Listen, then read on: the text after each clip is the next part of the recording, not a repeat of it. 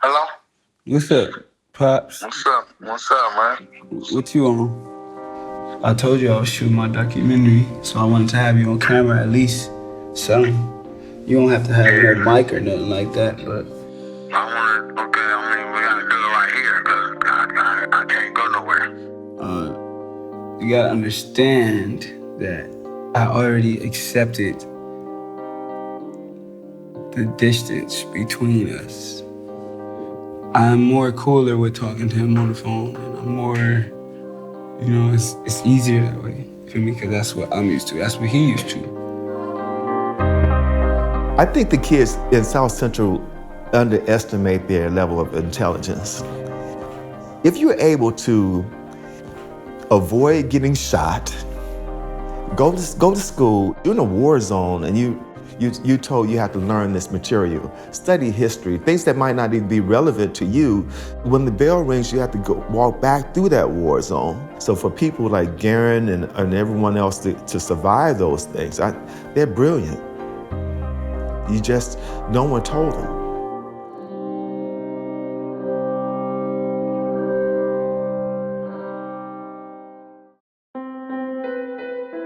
Garren was born April 23rd, 1994.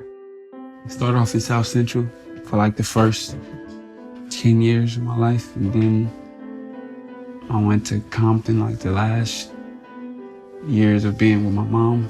I feel like I equally poured into both of those communities and received a lot of knowledge, and just somebody connected to you. It's just something happening. It's like every other month or something. I was in 7th grade. Everybody was going to this party off Pico. I had my life down with my mama. Everything was set. I was good to go. I randomly was just like, I'm straight. Like, I just felt like I shouldn't do it. That night, the homie, his name Lawrence, he got stabbed to death, you know what I mean? But I don't remember why, but my man has lost his life, you feel me? My dad wasn't even around at that time. I seen my dad take a 10-year sentence, and I seen him take like a 2-year sentence and like a 4-year sentence. So we had to head up that 17 years. I'm only 23. What he saw and having all these sisters and his mom and our dad inconsistency, he's always thinking, how can I make everything better, even as a kid? And it's weird, because how are you as a kid with no real guidance from a man trying to be a man? He definitely did take on the father-like role, I guess because he felt he had to do it.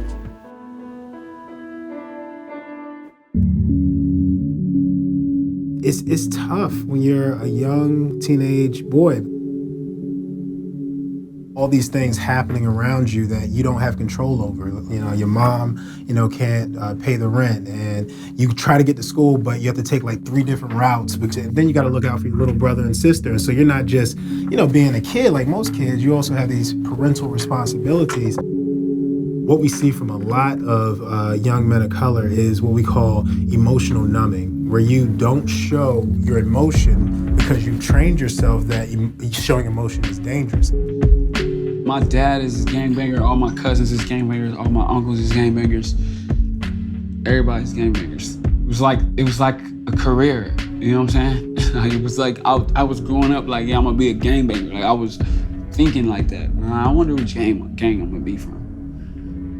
They're walking down the street, you're walking this way, you know homeboy's gonna be at the corner, he's gonna ask you for your stuff, or you have to go and steal something. They didn't really have a choice or not if they could be involved like in a gang or something like. When you think about the dynamics of the families, it's the typical, either you have a mom or you have a dad. You have a grandmother or you have a grandfather. There's little or no dual co-parenting. The thing about Garren is, when he came into himself, I knew that it was about to be a problem. But when you're the younger cousin, you pay attention to things, but it kind of goes over your head a little bit. It's a saying, experience is the best teacher, but I have one better. Other people's experience is the best teacher. I was concerned with him as far as the gang violence, as far as the crime, surrounding our area. Just knowing that I needed some outside help, as far as the church. I took heed to that, and so I took advantage of those other resources.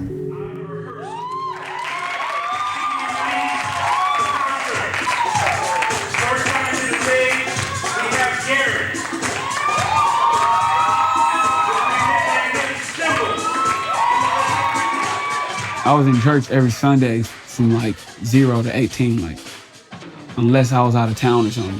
Literally every Sunday I was in church. And even when I was younger, before I could explain to my mom that I wanted to venture off, I was in church 3-4 times a week.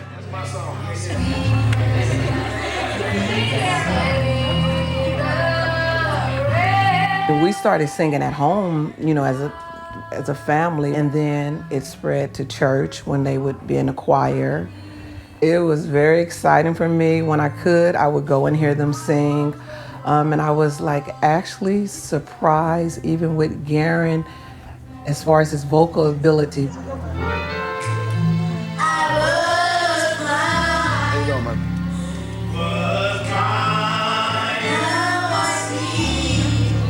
He just had that soft touch. It was just the tone, and it was just the presence of God in his voice. And Gregory, which is Garren's older brother, playing drums and then bass, it couldn't help but to inspire Garren.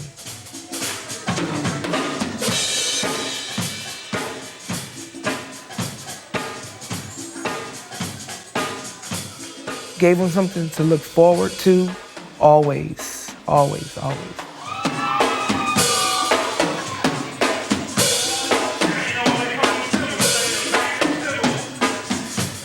Took them to school, and I pretty much picked them up. They really didn't go outside too much. There's a problem in our society. Men aren't allowed to have emotions, but yet we put everything on them, right? So if we put everything on men and they're not allowed to have emotions but anger, that's the only thing they're allowed to have. Right? So you have all these men who become incarcerated or get stereotyped. What do they do with all of those things? And who do they talk to? I remember my cousin said, woman cannot teach a boy how to be a man.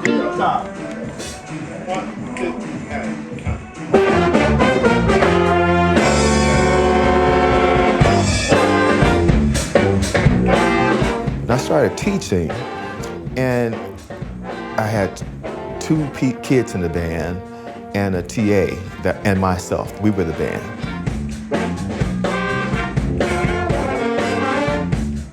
So far, we've had I believe 6 Grammy winners. The ground in which Garren comes from is very fertile. When he came in, what I could tell right away was he was a church boy, because he's really, really respectful. But he was down to earth. He was always respectful, and he wanted to learn.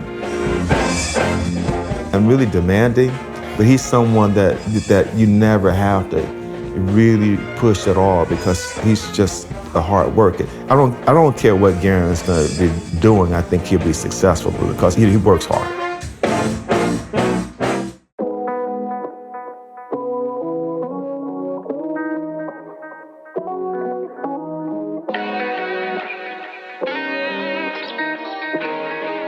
When we were sitting in the house in Compton, and he came on and played some music he did with him and my cousin. Sound, the quality, the voice, the texture, everything was just on point. Never would exist in this lifetime. Well, clearly I'm wrong. You ain't about the money, don't want nothing from me. Independent bag. You can spit those bars all day, but it takes something special where you can feel when somebody is singing, or you can feel when there are hits. It's something behind, and it's our struggle.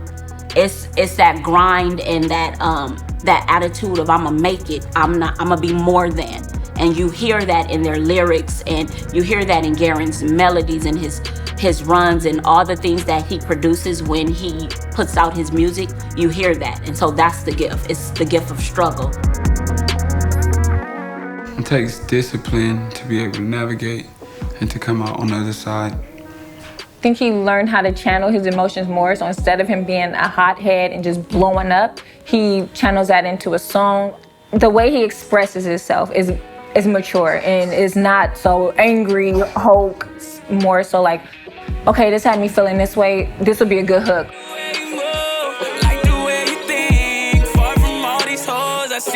I respect that you got yours. I respect that you got yours. I knew I was gonna make it to where I am now, and this ain't even been in the plan, because as a kid, I already thought further than where I am today, so. It's kind of painful because you recognize that he's missing that father figure. And so that's where the painful part comes, but it's good to know that he's maturing as a young man and he's willing and able to take responsibilities. Like, even when I was writing raps and stuff, sometimes I would express that, like how I want to have a man-to-man conversation with my father. That talk and that conversation would inspire many more people to at least approach their dysfunction.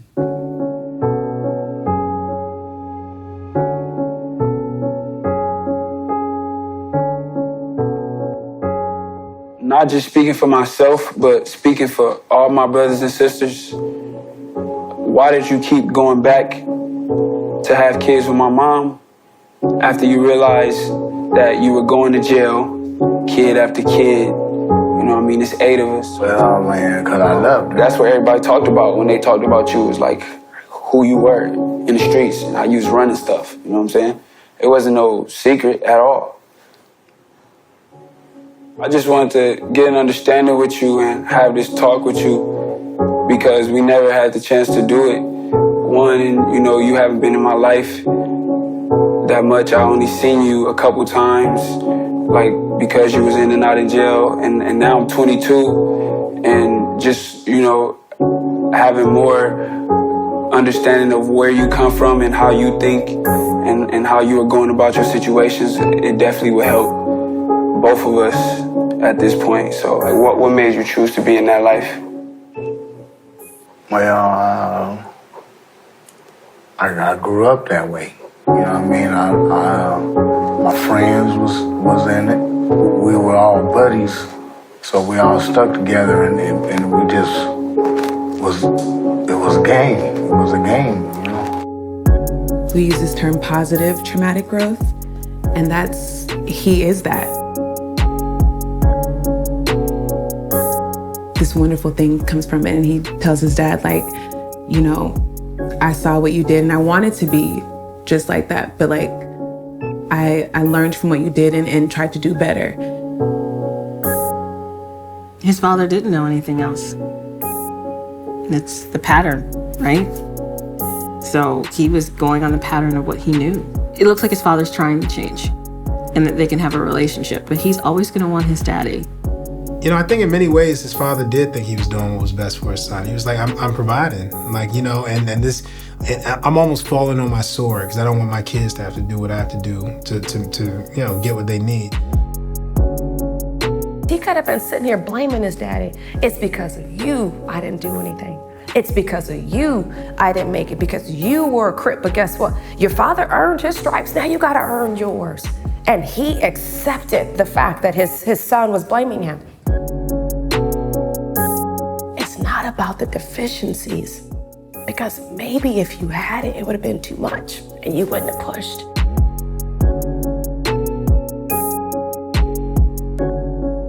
That's the shit that pushes me.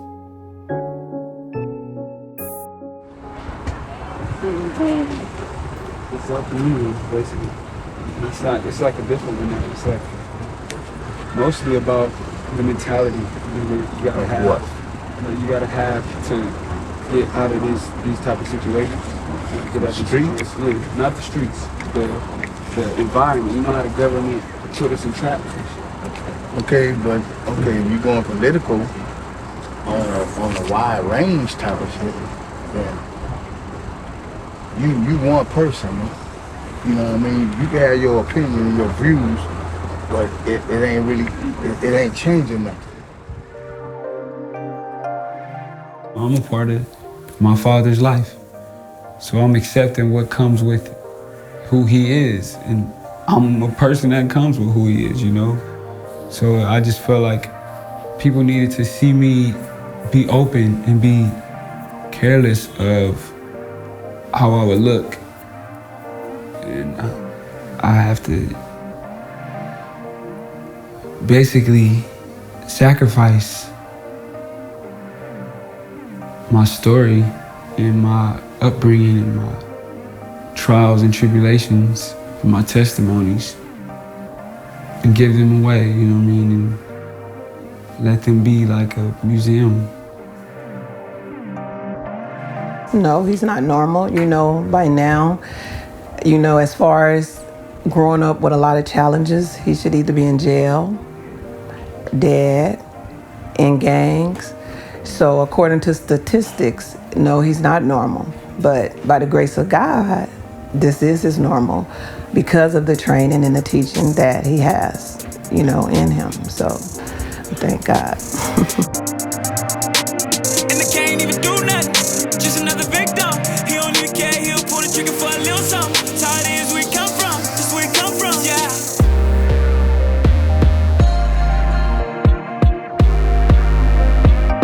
A lot of the ways that I am, I got from him. Like when things don't go as he planned, seeing the way he handled it, you know, that helped me a lot. Living through, you know, the slow process of you know, still a process of getting to where you want to get. You know, just seeing the way he handled that. That was something I seen as growth.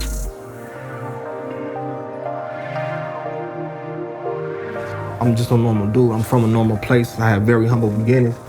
And so, like you said, but like what we're doing ain't normal, but for us it's normal. Like I've seen that vision and I was like, this is what I'm gonna do. Being like, oh, I'm from South Central, we didn't have much, I can't, why? I understand, cause I come from that and it is harder, but like, bro, that's what we made of, man. Like, it wasn't easy, but you know, I did what I had to do at the end of the day, and that's normal. You grow up in South Central, the gang culture been around for fucking 50 years. You get around 12, 13, might get a gun in your hand, you start gang banging, you go to jail, you go to juvenile, you out for a minute and you either get money, you living fast, or you just out banging on the corner. Yeah, it's other choices, but legit shit and good like success is like not in your face in the ghetto, in the hood. Like you don't see that. Oh, I'm not looking for trouble now. I'm looking for money, you know what I'm saying? I'm looking to do business, you know what I'm saying?